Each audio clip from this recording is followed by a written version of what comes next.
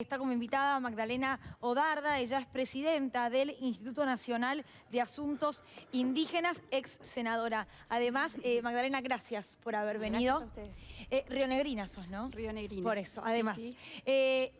Vamos un poco para atrás, ¿no? Para no arrancar con lo que contábamos recién al final. El conflicto lleva muchísimo tiempo, tiene que ver con un reclamo de los pueblos originarios.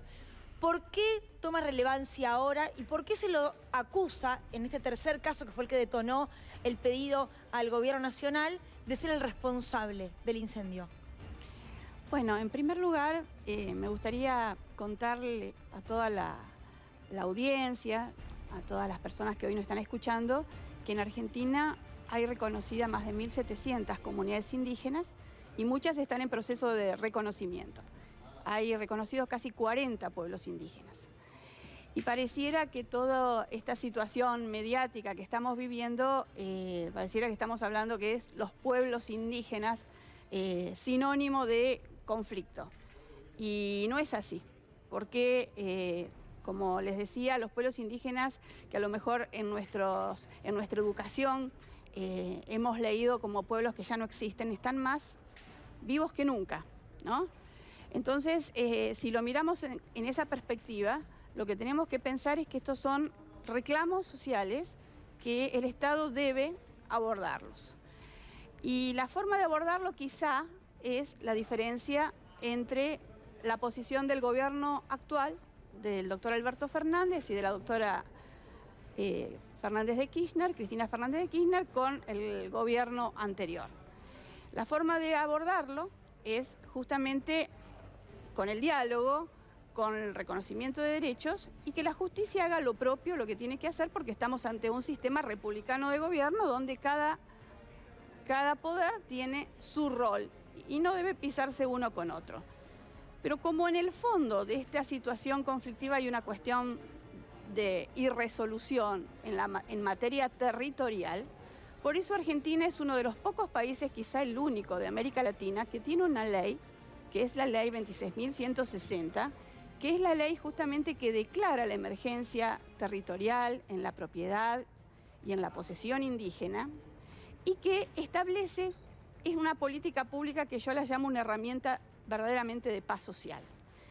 Esa ley lo que establece es un programa de relevamiento de los territorios que las comunidades ocupan en forma actual, tradicional y pública.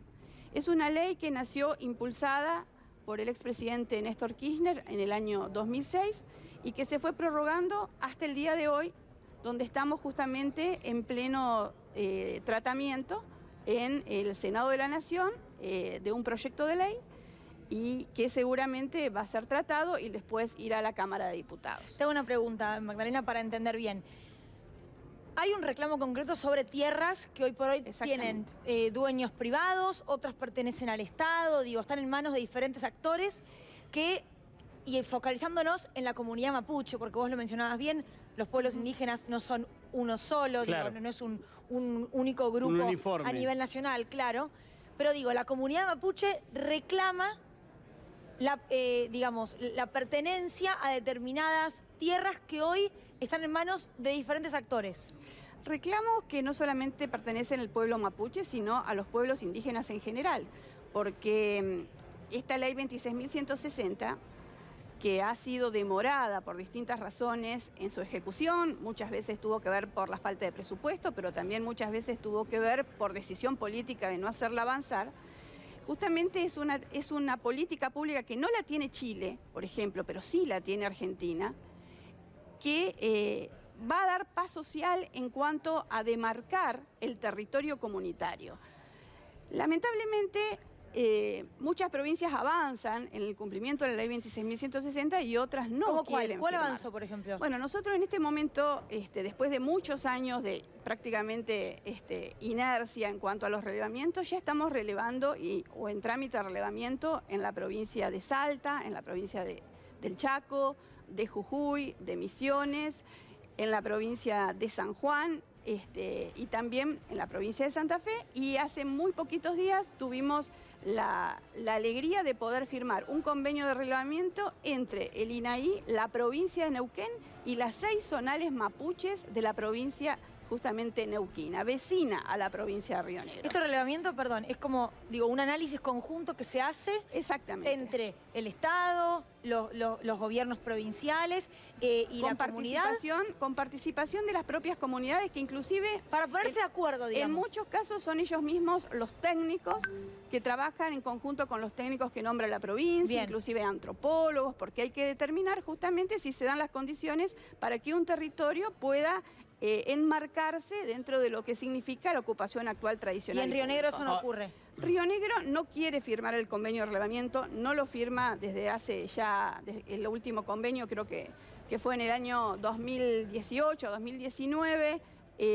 Entendemos que ese es el camino para poder comenzar una vía de solución de estos conflictos. Ahora, porque si lo está por hacer en pocos días Chubut, ayer estuvimos en una reunión con el Ministerio de Gobierno de Chubut, lo hizo Neuquén, junto con las comunidades, entendemos que es justamente esa es la herramienta y la vía por donde hay que caminar para ir resolviendo los problemas que en toda gestión de gobierno se dan, porque recordemos que la relación del Estado argentino con el pueblo mapuche ha sido una relación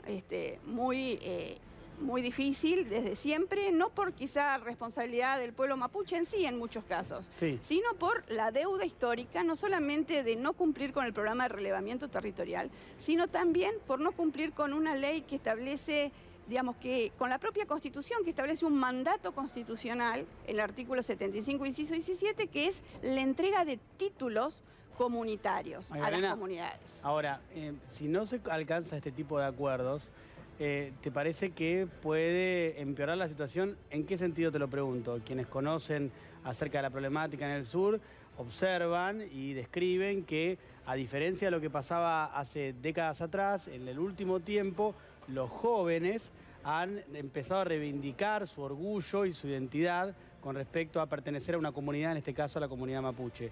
Y los jóvenes, bueno, son más combativos, digamos, una cuestión casi lógica que se entiende. Si no hay vías de acuerdo, si se obstruyen esas vías de acuerdo, ¿la situación puede empeorar? Por supuesto que puede empeorar si no hay políticas públicas claras para poder abordar conflictos sociales, como es la implementación de la Ley 26.160, y comenzar a debatir de una vez por todas la Ley de Propiedad Comunitaria, que se comenzó a discutir un decreto, el decreto 700 del año 2010, donde se conformó una comisión para trabajar en ese proyecto de ley.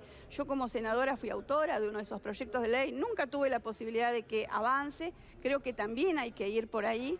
Y por supuesto entender que los reclamos sociales y sobre todo con los pueblos indígenas no se resuelven ni con balas, ni con palos, ni con violencia. Hay mucha gente que está esperando el desalojo que puede terminar como terminó en el año 2017, y no estamos hablando del gobierno de Alberto Fernández. El conflicto del cual hay tanta preocupación sucedió en el año 2017 y no se pudo resolver, no se pudo resolver. Entonces, yo entiendo que el camino es por ahí, es aplicando la legislación y la Constitución nacional. Y por supuesto del Gobierno Nacional y desde el organismo que a mí me compete y del propio Ministro de Justicia de la Nación, nosotros absolutamente condenamos cualquier acto de violencia, venga de quien venga, pero lo que no podemos tampoco tolerar es denuncias al aire, denuncias con un tinte racista o excluyente o con un tinte de xenofobia, como fue cuando culparon al pueblo mapuche de los incendios forestales que se dieron hace poco tiempo en la comarca andina. Bien. Allí dijeron fueron los mapuches. Resulta que la víctima, quizá la primera víctima, fue un anciano mapuche que murió con su perro y con su caballo. Y sin embargo después la justicia determinó tarde que no había sido el pueblo mapuche, pero la estigmatización siguió. Bien. Entonces, para que haya paz social, tiene que haber respeto por los derechos de todos. Y fundamentalmente también, porque lo dice la Constitución y los tratados internacionales, respeto por los derechos de los pueblos indígenas. Muchas gracias, María Elena, Gracias, por haber venido.